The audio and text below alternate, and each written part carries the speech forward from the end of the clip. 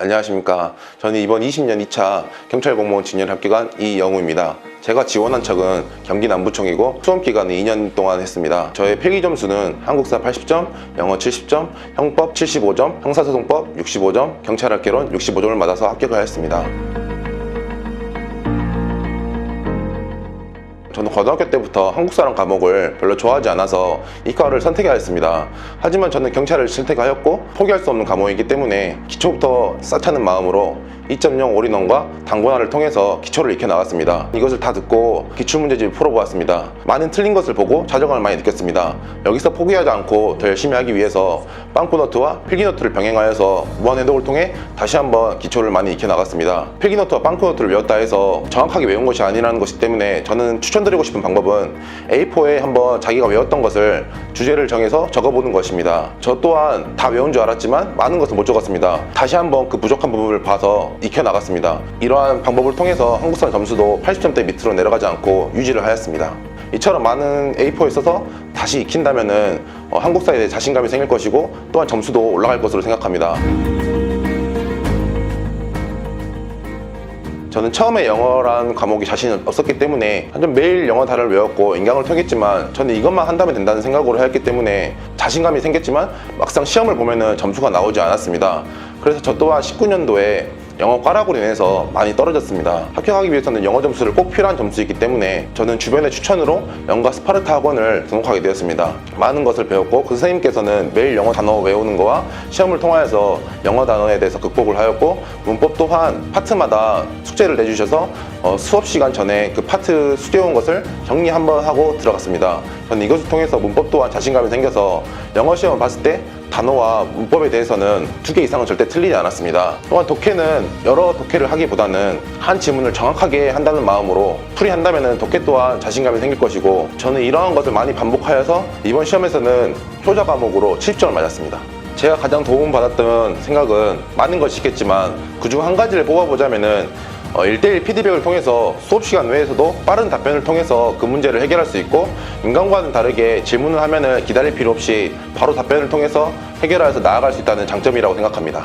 저는 기초부터 시작하는 마음으로 기초를 통해서 많은 것을 다져봤고 기초가 끝난 뒤에는 기초 내용과 포함하여서 중급 내용까지 더 들어가는 것으로 알고 있습니다. 마지막에는 시험 보기 전에는 모의고사 문제 풀이를 통하여서 영어에 대한 자신감을 키웠고 이 자기 점수에 대해서 만족감을 느끼는 또한 많이 느꼈습니다. 올인원 강의를 통하여서 형법에 대해서 기초를 익혔습니다. 하지만 한 번 들었다고 절대 형법에 들어오는 것은 아닙니다. 올인원 기초 강의를 여러 번 통하여서 자기가 자신 있는 부분은 넘기고 자신 없는 부분은 계속 인강을 통하여서 들으신다면은 그 부족한 부분을 메꿀 수 있다고 생각합니다. 저는 기출문제집을 통해서 형법의 문제에 대해 어떻게 나오는지 많이 알았습니다. 하지만 현재 형법 추세는 기출문제집을 푼다고 되는 게 아닙니다. 현재 시험 추세는 총론의 부분에 대해 좀 더 집중적으로 나오는 것으로 알고 있습니다. 강론 또한 안 중요하다는 게 아니라 중요하기 때문에 우선 총론을 위주로 공부를 하여서 형법에 대해 개념을 익히고 강론과 평론을 익힌다면 형법에 대해 자신감이 생길 것이고 저 또한 이것을 방법을 통하여 이번 시험에는 75점을 맞았습니다. 형사법은 많은 암기 과목이라 생각합니다. 단순히 책을 본다 해서 외워지는 과목이 아닌 많은 것을 외워야 하기 때문에 저는 두 문자를 통하여서 많은 회독을 하였습니다. 하지만 두 문자를 본다 하여서 다 외워지는 것이 아닌 기출문제집을 통해서 형사법의 문제 경향을 파악하고 현재 형사법 시험 나온 추세는 많은 파트들이 나오지만 수사 파트 부분이 많이 비중이 되는 것을 알고 있습니다. 그 수사 파트 부분이 양이 많지는 않지만 파고든다면 또 많은 내용이 있는 것으로 알고 있습니다. 이처럼 수사 파트 부분에 대해서 좀 더 정확하게 파악하고 그 부족한 부분은 좀 더 인강을 통해서 메꾼다면 그 파트에 대해서는 정확하게 알 것이고 시험 점수 또한 잘 나올 것입니다. 제가 공부하지 않은 파트가 나오고 이것을 다 공부하기에는 불가능한 일이기 때문에 만약에 시험을 볼 때 모르는 문제가 나온다면 과감하게 넘길 수 있는 자신감이 필요합니다. 이 문제를 잡고 있다가 다른 문제까지 못 푼다면 더 큰 피해를 보기 때문에 저 또한 시험에서 모르는 문제 나오면 과감히 넘겨서 시험을 받고 잘 점수를 받지 못하지만 이번 시험에서 65점을 맞았습니다. 많은 것을 외워야 하기 때문에 파트별로 또 두 문자를 생각하면 바로 나올 수 있게 그렇게 외워야 된다고 생각합니다. 공부하다가 막히는 부분이 있을 때나 아니면 시험을 보고 제가 원하는 점수를 맞지 않았을 때, 또한 모의고사를 보고 자기가 푸는 대로 방향이 안 나갔을 때 저는 이럴 때 슬럼프를 많이 왔습니다. 저는 평소에 뛰는 것을 좋아했습니다. 그래서 저는 러닝크루를 가입하여서 매번 참가하지는 못했지만 뛰고 나면은 상쾌한 기분도 들고 슬픈 생각이 사라지기 때문에 저는 매번 뛰었습니다. 또한 뛴다면은 체력 시험도 같이 준비하기 때문에 많은 것을 얻어갔고, 깨끗한 것을 좋아하기 때문에 자동차 세차를 통하여서 또한 슬픈 것을 많이 극복했습니다. 자동차가 깨끗해지는 모습을 보면은 저 또한 슬픈 마음이 사라지고 근심이 사라지기 때문에 걱정되는 일이 생긴다면은 차를 끌고 세차장을 가서 세차를 많이 하였습니다. 슬럼프 극복 방법은 다양한 것이 있을 것입니다. 본인만의 슬럼프 극복 방법을 찾으시는 것을 추천드리고 싶습니다.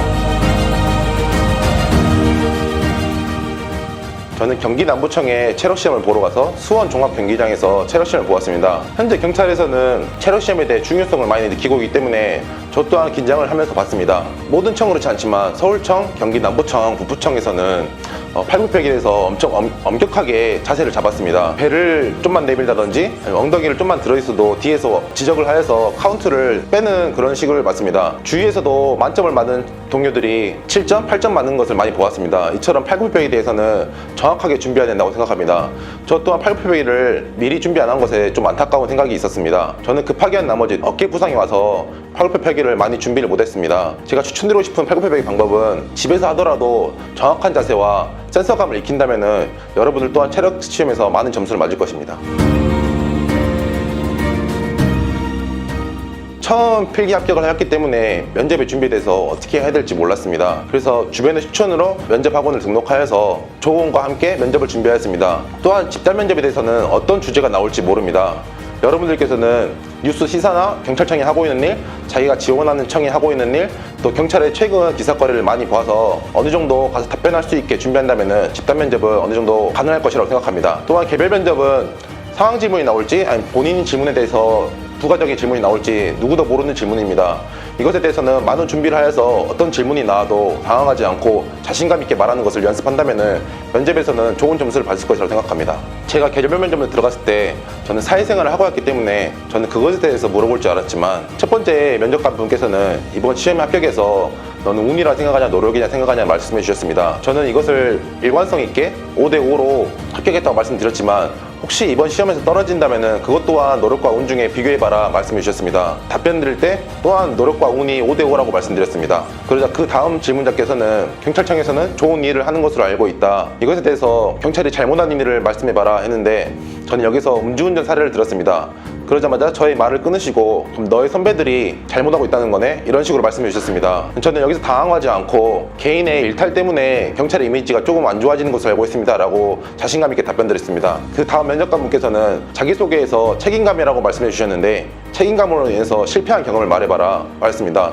전 당연히 책임감으로 인해서 좋은 경험을 말씀해 주실 줄 알았지만 실패한 경험을 말해보라 해서 저는 이 질문에서 많이 당혹함을 느꼈습니다. 여기서 주저하지 않고 사회생활을 경험을 넣어서 잘 답변 들으니 잘 넘어갔습니다. 마지막 질문자께서는 저에게 상황 질문을 던져주셨습니다. 승진시험을 보러 가는 도중에 피의자를 맞닥뜨렸다. 승진시험 보러 갈 것이냐, 피의자를 잡을 것이냐 물어주셨습니다. 경찰은 국민의 생명이 중요하다 생각하기 때문에 피의자를 잡는다고 말씀드렸더니 바로 질문이 끝나셨습니다.